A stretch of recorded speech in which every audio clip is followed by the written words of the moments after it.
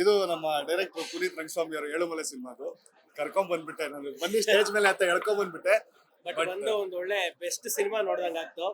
ತುಂಬಾ ಚೆನ್ನಾಗಿದೆ ಸಿನಿಮಾ. ಕನ್ನಡದಲ್ಲಿ ಈ ತರದ್ದು ದೊಡ್ಡ ದೊಡ್ಡ ಪ್ರಯತ್ನಗಳು ನಡೀಬೇಕು. ದೊಡ್ಡ ಪ್ರಯತ್ನ ನಡೆದಾಗ ನಮ್ಮ ಆಡಿಯನ್ಸ್ ಇದುವರೆಗೂ ಕೈ ಬಿಟ್ಟಿಲ್ಲ. ಎಲ್ಲರೂ ಬಂದು ಥಿಯೇಟರ್ ಅಲ್ಲಿ ಸಿನಿಮಾ ನೋಡಿ.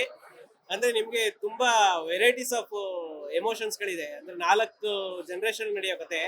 4 ಕೂಡ ಒಂದು ಲವ್, ಒಂದು ಎಮೋಷನ್ ಇರುತ್ತೆ, ಒಂದು ಕಾಮಿಡಿ ಇರುತ್ತೆ. ಆ ತರ ಡಿಫ್ರೆಂಟ್ ಜಾನರ್ ಟ್ರೈ ಮಾಡಿದ್ದಾರೆ.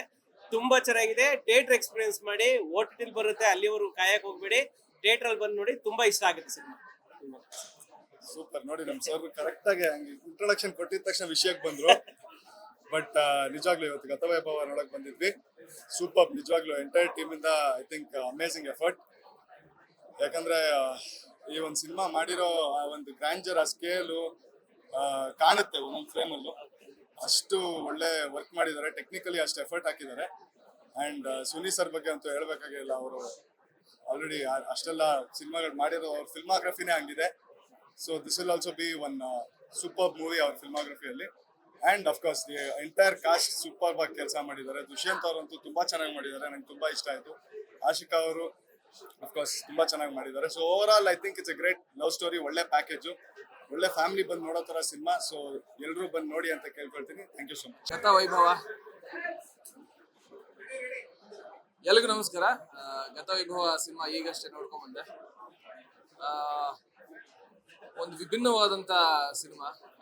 ನಾವು ಎಷ್ಟು ಸುನಿ ಸರ್ ಒಂದು 10 ಸಿನಿಮಾಗಳ ನೋಡ್ಕೊಂಡು ಬಂದಿದ್ವಿ. ಅದರಲ್ಲಿ ಇದೊಂದು ಈಗಾಗಲೇ ಗೊತ್ತು 3-4 ಕಥೆಗಳು ಟ್ರೈಲರಲ್ಲೂ ಬಂದಿದೆ.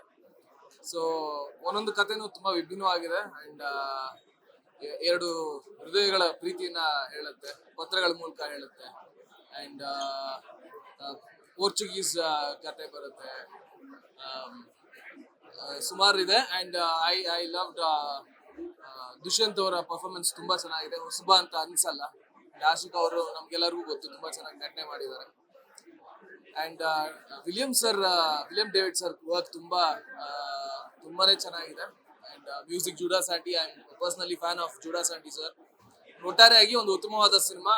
ಸೆಕೆಂಡ್ ಹಾಫ್ ಅದ್ಭುತವಾಗಿದೆ.